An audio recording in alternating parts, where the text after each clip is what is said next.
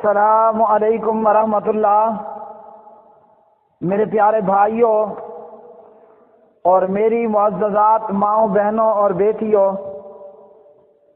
بلوغ المرام کتاب الطہارہ سبق نمبر ہے 2۔ بسم اللہ الرحمن الرحیم۔ عن ابی سعید الخدری رضی اللہ تعالی عنہ قال قال رسول اللہ صلی اللہ علیہ وسلم ان الماء طہور لا ينجسه شیء ان الماء طہور لا ينجسه شیء اخرجہ ابو داود والترمذی وغیرہما۔ ابو سعید خدری رضی اللہ تعالی عنہ راوی ہیں۔ پیارے نبی صلی اللہ علیہ وسلم نے فرمایا، پانی پاک ہے، اسے کوئی بھی چیز ناپاک نہیں کرتی ہے۔ تو اس حدیث سے یہ معلوم ہوا کہ پانی پاک ہے اور اسے کوئی بھی چیز ناپاک نہیں کرتی۔ اس حدیث کا مقصود یہ ہے کہ پانی پاک ہے، نجاست کے گرنے سے ناپاک نہیں ہوتا۔ پانی پاک ہے، نجاست اور گندگی کے گرنے سے پانی ناپاک نہیں ہوتا جب تک کہ پانی کثیر مقدار میں ہو۔ اگلی حدیث عن ابی امامۃ الباہلی رضی اللہ تعالی عنہ قال قال رسول اللہ صلی اللہ علیہ وسلم عن ابی امامہ ان الماء لا ينجسه شيء الا ما غلب على ريحه وطعمه ولونه اخرجه ابن ماجہ وضعفه ابو حاتم وللبیہقی الماء طہور الا ان تغیر ريحه او طعمه او لعنه بنجاست تحدث فیہ۔ ابو امامہ رضی اللہ تعالی عنہ راوی ہیں۔ نبی صلی اللہ علیہ وسلم فرماتے ہیں، پانی کو کوئی بھی چیز ناپاک نہیں کرتی الا یہ کہ پانی پر اس ناپاک چیز کے گرنے کی وجہ سے پانی کی بو، پانی کا ذائقہ اور اس کی رنگت خراب ہو جائے۔ پانی کو کوئی بھی چیز ناپاک نہیں کرتی سوائے اس کے کہ پانی پر ناپاک پلید چیز کی بو، ذائقہ اور رنگت غالب آ جائے۔ یہ روایت سنداً ضعیف ہے۔ امام مالک رحمہ اللہ کا یہی کہنا ہے کہ جب تک رنگت، ذائقہ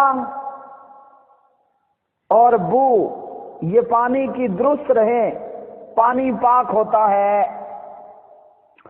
اگلی حدیث عن عبداللہ بن عمر رضی اللہ تعالی عنہما قال قال رسول اللہ صلی اللہ علیہ وسلم اذا كان الماء قلتين لم يحمل الخبث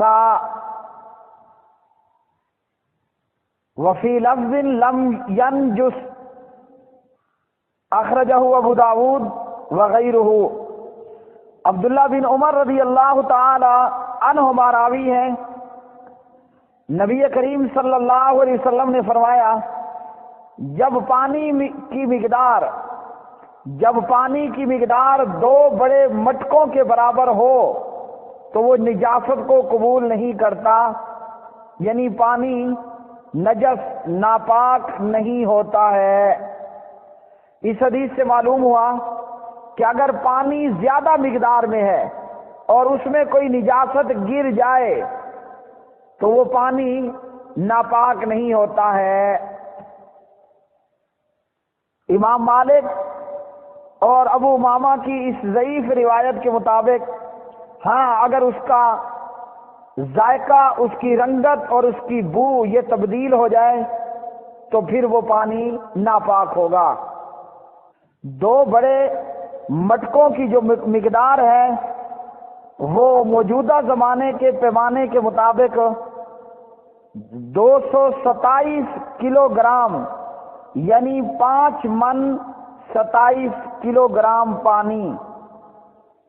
عبداللہ ابن عمر رضی اللہ تعالی عنہما کی اس روایت سے یہ معلوم ہوا، یہ حدیث پانی کی کم اور زیادہ مقدار کے فرق اور ہر حد بندی میں بالکل واضح اور صریح ہے کہ جب پانی اس کی مقدار 2 مٹکوں سے کم ہوگی تو وہ محض نجاست کے گرنے سے ناپاک ہو جائے گا۔ پانی کی مقدار 2 مٹکوں سے کم ہوگی یعنی موجودہ وزن میں 5 من 27 کلو گرام سے اگر پانی کم ہے، اس میں جیسے ہی نجاست گرے گی پانی پلید ہو جائے گا، ناپاک ہو جائے گا، چاہے اس کی بو میں، اس کی رنگت میں اور ذائقے میں فرق آئے یا نہ آئے۔ اور اگر 2 مٹکوں سے یا 2 مٹکے یا 2 مٹکوں سے زیادہ پانی ہے اور نجاست گر جائے تو پھر اصول یہ ہوگا کہ اگر اس کا رنگ کلر درست ہے، ذائقہ ٹیسٹ درست ہے، بو سمیل اس کی درست ہے تو پانی پاک۔ اگر اس کے کلر میں، ذائقہ ٹیسٹ میں اور سمیل میں خرابی آ چکی ہے تو پانی ناپاک ہے۔ اگلی حدیث عن ابی ہریرہ رضی اللہ تعالی عنہ قال قال رسول اللہ صلی اللہ علیہ وسلم لا يغتسل احدكم في الماء الدائم وهو جنب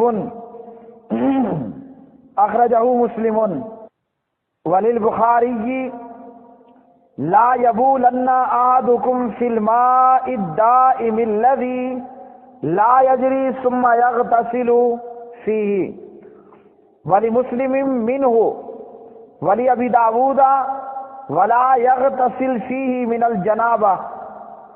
حضرت ابو ہریرہ رضی اللہ تعالی عنہ راوی ہیں، پیارے نبی صلی اللہ علیہ وسلم نے فرمایا،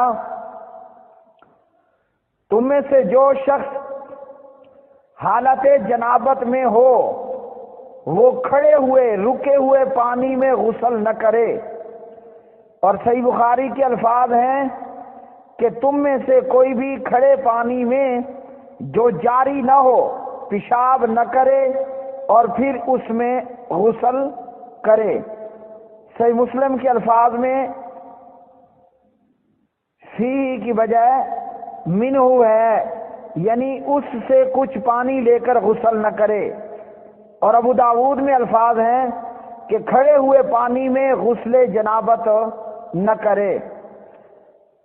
جنابت یہ جنبی شخص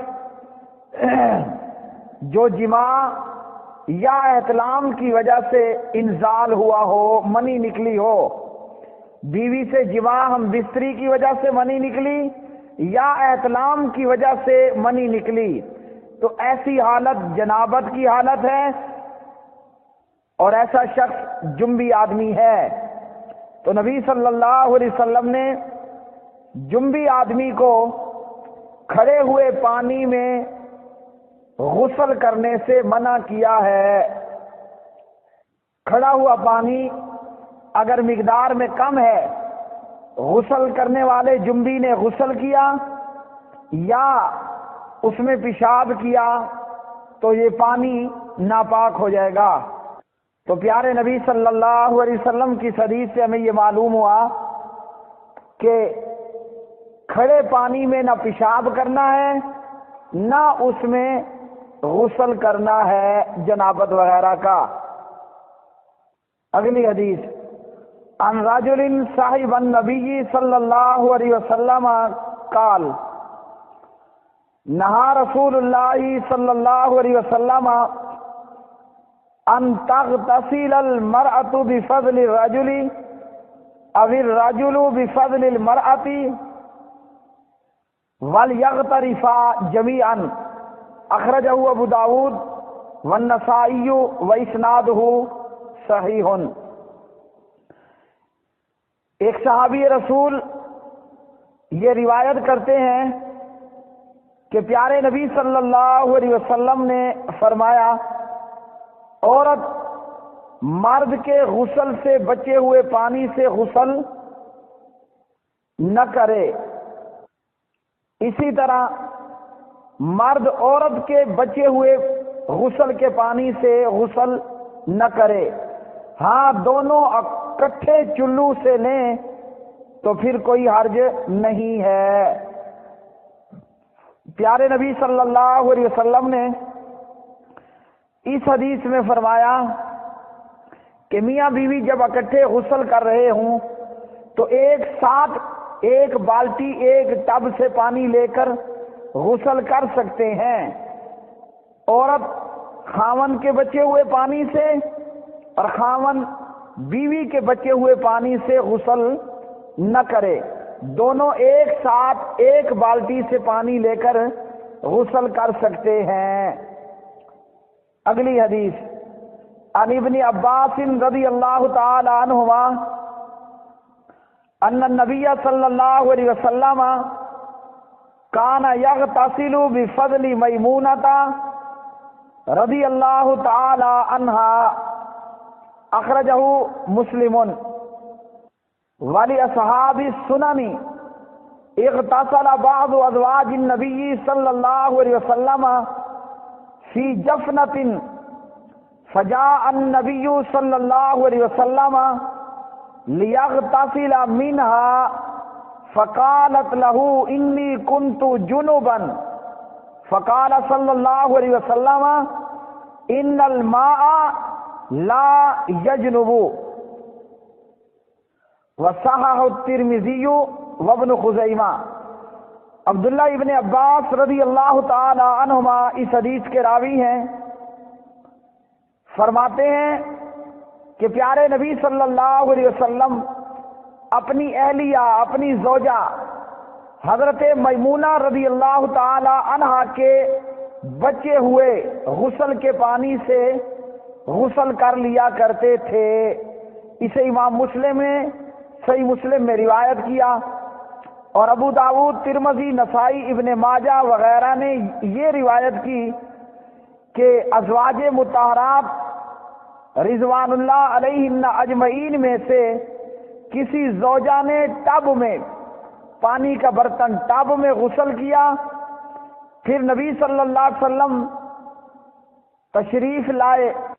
پیارے نبی صلی اللہ علیہ وسلم کی ازواج میں سے کسی زوجہ نے ٹب سے غسل کیا اور نبی صلی اللہ علیہ وسلم تشریف لائے تاکہ اس بچے ہوئے پانی سے غسل فرما لیں، تو اس نے یعنی اس زوجہ نے نبی صلی اللہ علیہ وسلم سے عرض کی میں جنبی تھی۔ آپ صلی اللہ علیہ وسلم نے فرمایا پانی ناپاک نہیں ہوتا۔ اسے امام ترمذی اور ابن خزیمہ نے صحیح کہا۔ تو یہ روایت بھی میرے پیارے بھائیوں صحیح ہے۔ اس سے پہلے کی جو روایت ہے کہ عورت مرد کے اور مرد عورت کے بچے ہوئے پانی سے غسل نہ کرے، اس میں ممانعت ہے، اور اس حدیث کے اندر جواز ہے۔ ایک حدیث میں اللہ کے رسول منع کرتے ہیں، اور اس حدیث میں ہے کہ خود پیارے نبی صلی اللہ علیہ وسلم نے میمونہ رضی اللہ تعالی عنہا کے غسل کے بچے ہوئے پانی سے، جو پانی بچا ہوا بالٹی ٹب میں موجود تھا، اس سے نبی صلی اللہ علیہ وسلم نے غسل کیا۔ میمونہ کے بچے ہوئے پانی سے غسل کر لیتے، اور اسی طرح آپ صلی اللہ علیہ وسلم نے جب ایک ٹب کے اندر بچے ہوئے پانی سے غسل کرنا چاہا تو زوجہ نے عرض کی کہ میں پہلے غسل کر چکی ہوں اور یہ میرا بچہ پانی ہے اور میں جنبی تھی۔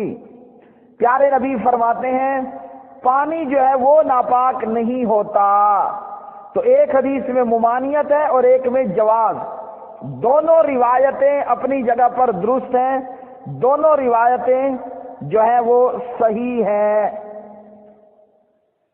تو ان دونوں روایتوں سے یہ معلوم ہوا کہ اس عمل سے بچنا بہتر ہے، اور اگر کوئی نہیں بچتا، بیوی کے بچے ہوئے پانی میں سے غسل کر لیتا ہے تو یہ بھی جائز ہے۔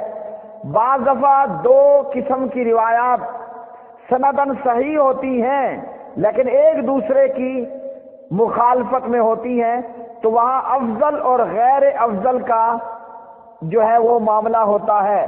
تو یہاں بھی یہی ہے کہ اگر خاوند بیوی کے بچے ہوئے پانی میں سے غسل کر لیتا ہے جیسا کہ نبی صلی اللہ علیہ وسلم نے کیا اور کرتے تھے تو یہ بھی درست۔ اسی طرح سید عائشہ رضی اللہ تعالی عنہ صحیح بخاری کی ایک روایت میں فرماتی ہیں کہ میں اور پیارے نبی صلی اللہ علیہ وسلم ایک ہی ٹب، ایک بالٹی، ایک ہی برتن سے پانی لے کر غسل کرتے، میرا ہاتھ جاتا تو نبی کا ہاتھ آتا، نبی کا ہاتھ آتا تو میرا ہاتھ جاتا، یعنی باری باری ایک ہی برتن سے پانی لے کر ہم دونوں غسل کر لیا کرتے تھے۔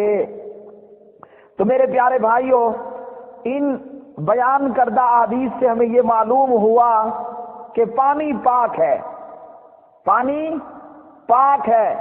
پانی اس وقت تک ناپاک نہیں ہوتا اگر اس کا رنگ یعنی کلر، اس کا ذائقہ یعنی ٹیسٹ، اس کی بو یعنی اسمیل وہ خراب نہ ہو، اور اسی طرح ہر وہ پانی جو دو کلوں سے، کلتین سے جو ہے وہ زیادہ ہو۔